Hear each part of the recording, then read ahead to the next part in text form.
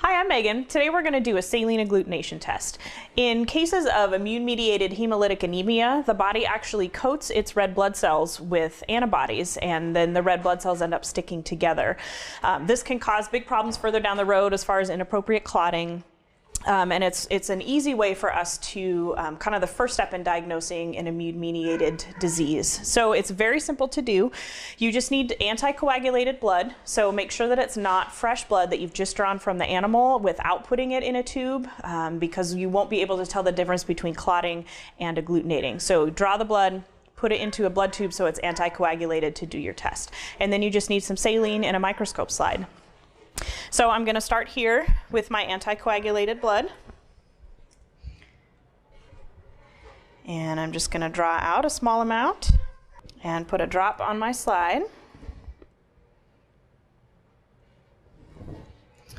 Next, I'm going to draw a small amount of saline and then put a drop of saline on the slide.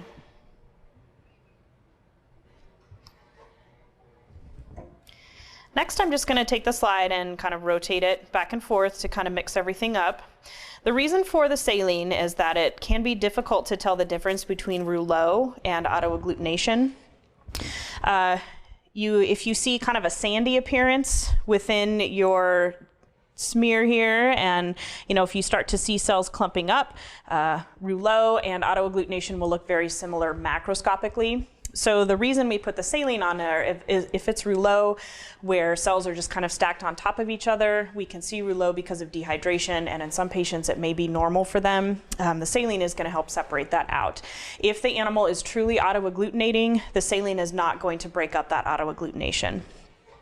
So I'm kind of rotating my slide here a little bit. I can actually see some clumping on here, so I'm assuming this is going to be a positive saline agglutination test, but always want to check it under the microscope. So I'm going to do this under 10 power, and what I like to do is just find a spot kind of towards the edge of the slide. You want to make sure that you're looking at a monolayer of cells, and what you're looking for is cells clumped together like grapes. I'll kind of get in here and take a look at this. So again, rouleau is going to look like cells stacked on top of each other, like if you were to take coins and stack them up.